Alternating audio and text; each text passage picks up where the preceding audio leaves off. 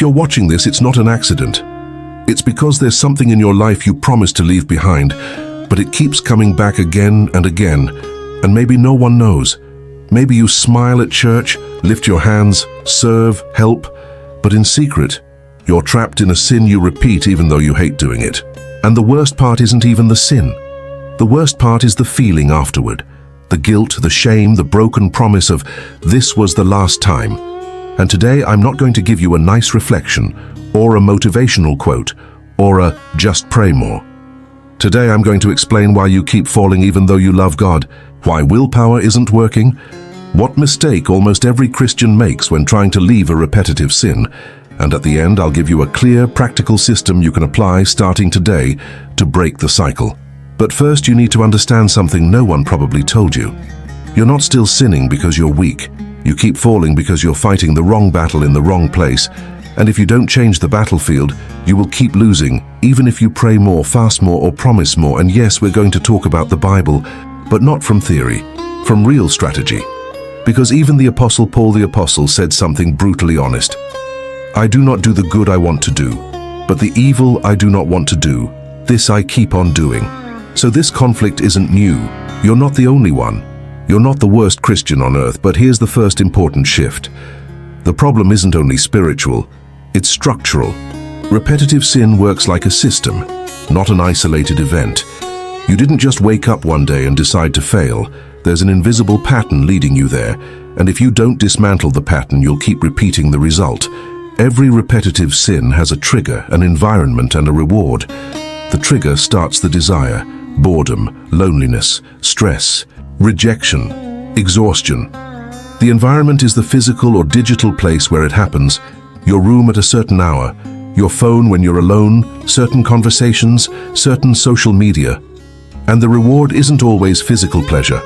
Often it's emotional relief, mental escape, a sense of control. And here's something strong you may have never thought about.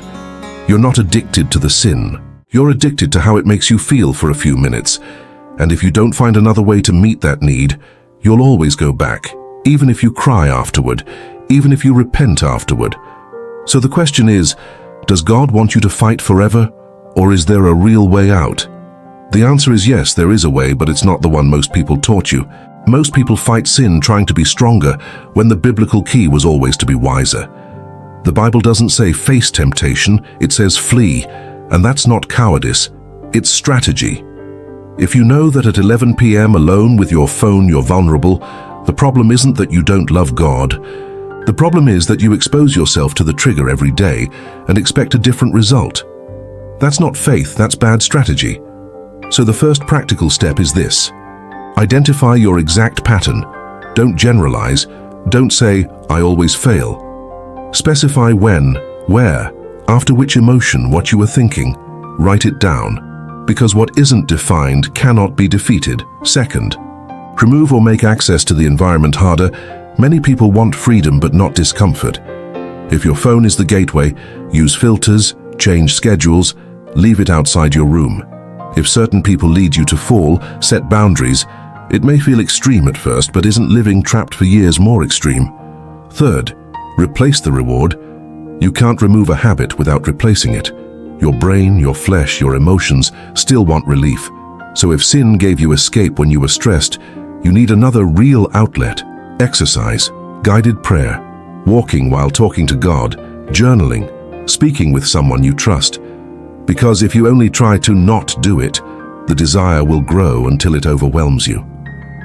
Now yes, let's build the complete system I promised you, and pay very close attention, because this is where everything connects, where you move from understanding the problem to having a real, concrete, executable plan. Not tomorrow, not when you feel stronger, but starting today, and I'm going to call it the 30-day system to break the cycle. But before I explain it, you need to engrave this in your mind. You're not going to focus on never falling again. You're going to focus on not falling today, because the brain collapses under eternal promises, but responds to clear, short goals. So day one isn't freedom forever. It's today I design my environment. And here begins step one of the system. Strategic war against the trigger. You already identified your pattern in the first part. Now you're going to attack it. Not emotionally, but logistically. If your weak point is nighttime, then your night routine radically changes for 30 days. No negotiation. You go to bed earlier, you leave your phone outside the room, you use a physical alarm clock if necessary. You install blockers, you delete apps, and yes, this may seem extreme, but let me ask you an uncomfortable question. What's more extreme, changing habits for 30 days or living enslaved 5 more years? This isn't about playing spiritual. This is about making real decisions. And during these 30 days, you don't trust your strength. You trust your design, because holiness is not just spiritual intensity. It's intelligent structure. Step 2 of the system, intentional reward substitution. And this is where many fail because they try to live in a vacuum. They remove the sin, but put nothing in its place, and the vacuum always fills itself, so you will consciously choose an activity that produces healthy relief when the trigger appears. If your sin shows up when you're stressed, your substitute cannot be boring. It has to genuinely release pressure. Intense exercise, cold showers, going for a walk while listening to worship, writing what you feel, and then praying specifically about it. Not generic prayers, but honest conversations, because you need to understand something. God is not surprised by what you feel. And many times sin is just a twisted attempt to manage emotions you never learned to process. And here's a key revelation. The Holy Spirit doesn't just help you resist sin. He also teaches you how to manage what lies beneath the sin. Anxiety, loneliness, insecurity, need for validation. So during these 30 days, you won't just say no. You will ask, what am I really feeling? And you'll bring it to God without filters. Because spiritual maturity is not pretending purity, it's practicing honesty. Step 3 of the system, daily reinforced identity. And this may sound abstract, but it's more practical than you think. Every morning for 30 days, you will declare and remember who you are in Christ, not as a cliche, but as mental reprogramming. Because if every fall is accompanied by the thought, I'm a failure, that thought eventually becomes behavior. But if you start replacing it with, I'm in process, I am a child of God, I am learning to walk, your mind begins to align with your destiny. And many misunderstand grace here. They think talking about identity softens sin. But no, correct identity produces correct responsibility. When you know who you are, you want to live up to it, not out of fear, but out of coherence. Step 4 of the system, strategic accountability. And I'm going to be specific because I promised no gaps.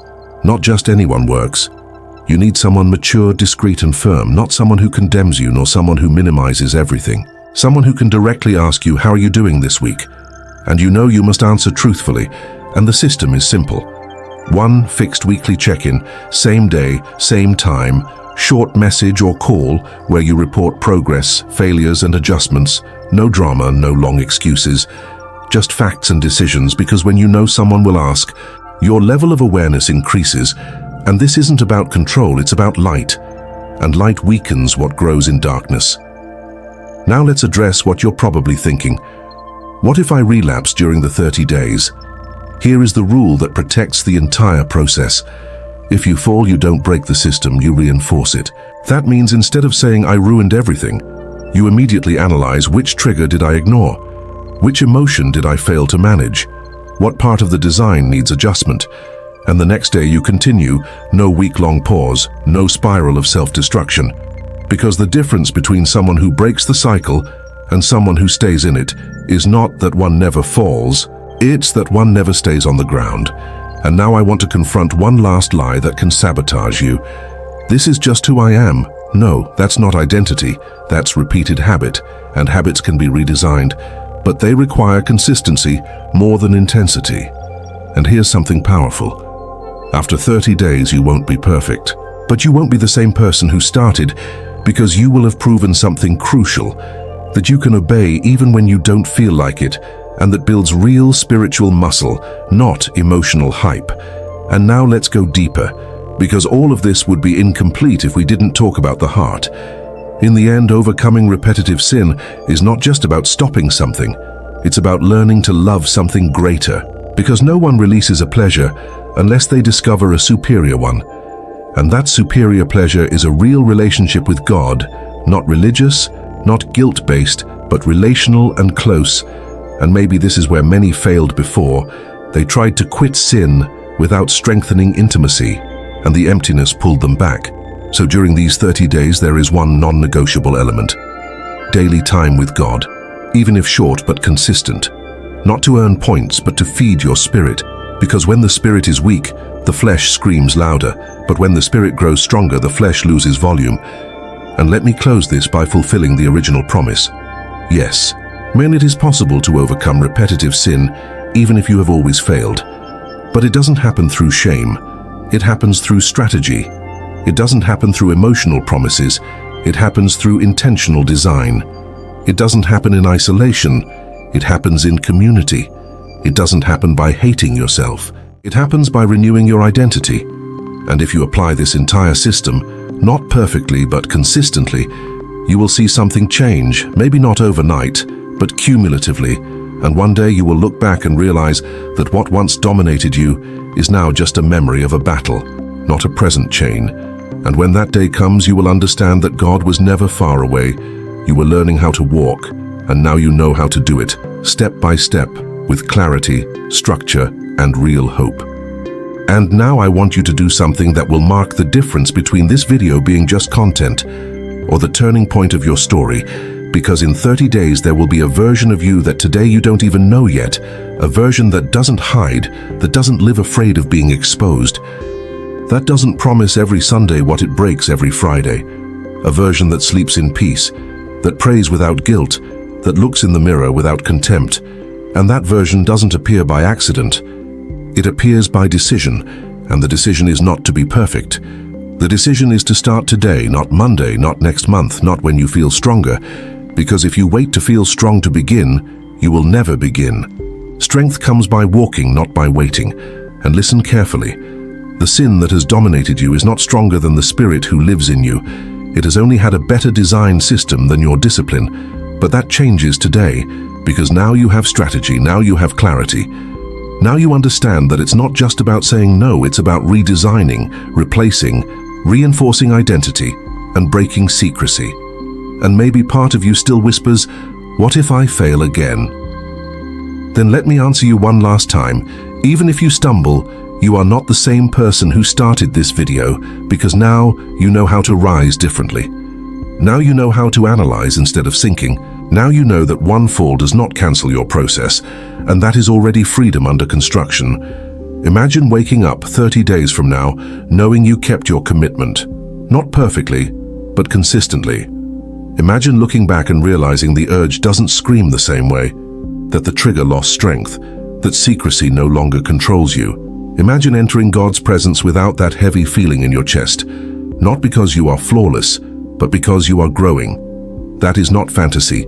That is the natural result of a system applied with faith and consistency. And here is the clear, direct, unambiguous challenge. For the next 30 days, you do not negotiate with your future. You do not flirt with your weakness. You do not play at the edge of the cliff hoping not to fall. You make radical decisions because your freedom is worth more than your comfort.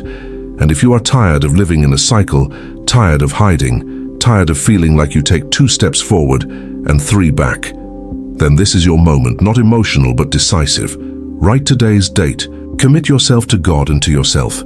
Identify your trigger tonight. Adjust your environment today. Contact that person today, not when the video ends, today, because freedom does not come to the inspired. It comes to the one who acts. And remember this phrase when temptation knocks again. I am not a slave in relapse, I am a child in training. Repeat it until you believe it, because what you repeat shapes what you think. What you think shapes what you do, and what you do consistently shapes who you become. In 30 days, you can still be stuck in the same cycle, or you can be telling the testimony of how your transformation began. The difference is not in your past, it is in what you decide to do after this moment. So stand up, take a deep breath, stop seeing yourself as defeated, and start walking like someone who understands that freedom is not an instant miracle. It is a daily construction. And today you just received the blueprint. Now build. Now build. But don't build alone, because this channel is not here to entertain you. It's here to walk with you through the process. So if today you decide to start these 30 days, do something public that breaks your old silent version. Subscribe right now and comment the word "I begin." Not for the algorithm, but for commitment. Because when you write it, you declare it. And when you declare it, your mind understands this is serious, and every time you come back to this channel over the next days, you won't return as a spectator, but as someone in training. And I want you to come back in 30 days to this same video and reply to your own comment saying "still standing" or "I did it." Because here we don't celebrate perfection. We celebrate real progress. And if this message spoke directly to that secret struggle no one knows about, share it with that person who smiles in public but fights in private, because freedom multiplies when light is shared. This is not the end of the video. It's the beginning of your process. And I want to see who is really going to build and not just listen. So if you're ready to break the cycle, make the decision now. Subscribe, write "I begin," and start your day one today.